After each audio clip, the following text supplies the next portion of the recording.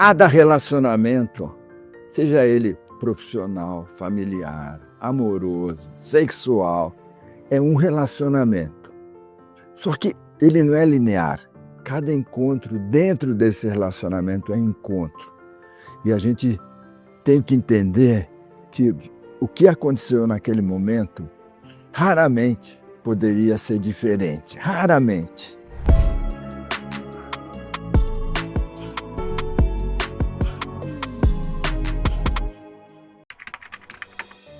A nossa vida é como uma floresta tropical, sabe? Tem um pôr do sol, tem uma flor, tem uma onça, tem uma cobra. E a gente está andando no meio desse movimento, dessa dinâmica. E a gente sempre quer analisar o passado como se a gente estivesse andando por uma praia de Cancún sem ninguém. Que a gente decidia tudo, escolhia tudo. Não é verdade que a gente escolhia tudo. O sol veio como era para vir. O vento veio como era para vir.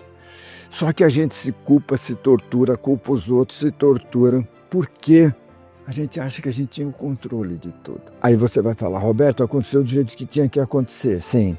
E vai ficar assim. Não.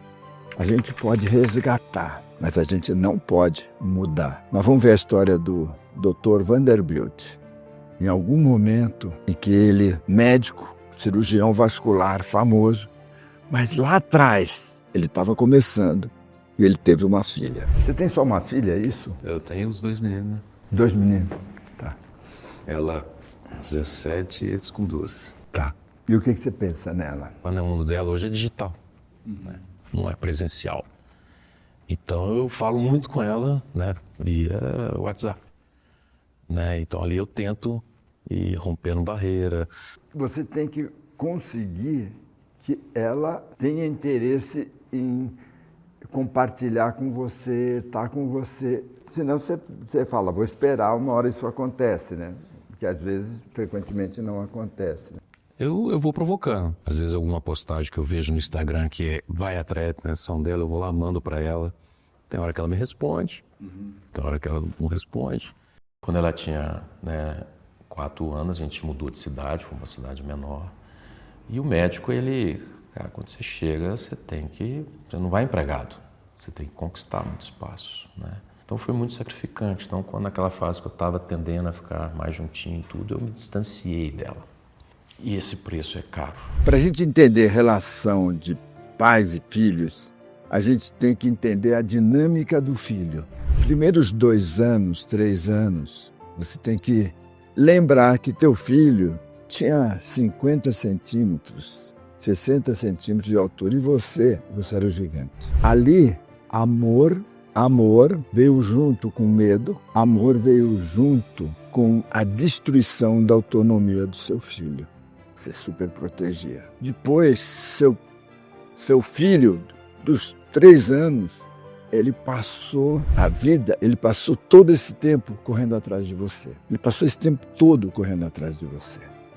Se você não respondeu, e eu não te culpo, você estava batalhando para comprar uma casa, você estava batalhando para pagar aluguel, só que você entender a cabeça dele. Quando chega na pré-adolescência, o seu filho quer mostrar que ele é grande e vai ter um processo muito importante. Para ele sentir que ele tem força, ele vai te enfrentar. É fundamental que ele te enfrente. E tem 2 ações, 2 opções, 2 atitudes para você. Uma, você não admite falta de educação e você mostra para ele que ele é insignificante. O outro, você foi embora e deixa ele lá. Casou de novo, esqueceu do filho e aí ele vira adulto. Ele vira adulto e aí ele está olhando a vida dele, ele não está mais olhando a sua. A gente passa a ser secundário. A carreira, os negócios, o namoro vira essencial. Só que no caso do Bill, ele falou assim, eu perdi minha filha e eu vou buscá-la. E o mais importante, ele está buscando com humildade e com um coração grande. Qual dos 2, pai ou mãe, que te deixava você mais culpado? Ficava reclamando da vida para você ir lá cuidar? Talvez minha mãe. Minha mãe, ela sempre cobrou muito, né? Sempre pela rigidez de querer você certo, né? Então sempre julgou qualquer atitude que saísse dessa linha como uma atitude errada, né? E essa culpa aí foi grande. Meu pai também era mais rígido, né? É que a pessoa que cobra, ela provoca medo. A pessoa que sofre provoca culpa. Ou seja, meu pai cobrava, então ele provoca medo.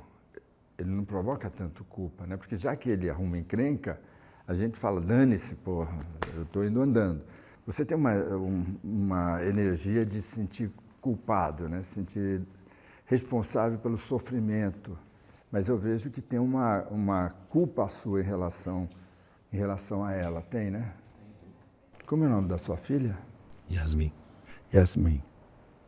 Por acaso você se identifica como tendo agido como a sua mãe, querendo corrigir a Yasmin o tempo todo? Identifico. Uhum. Então, fala para sua mãe. Mãe, eu vejo que eu fiz com a Yasmin exatamente o que você fez comigo. Mãe, eu vejo que eu fiz com a Yasmin exatamente o que você fez comigo. E essa dificuldade, né, de reconhecer, de entender que ela está se esforçando, eu acabei replicando muito isso. Respira fundo. Isso, sinta essa nova conexão com ela. Uma conexão de amor, de aceitação. Agora imagina que a Yasmin está aqui na tua frente. Yasmin, filha, eu me dou conta. Yasmin, minha filha. Estou aqui com você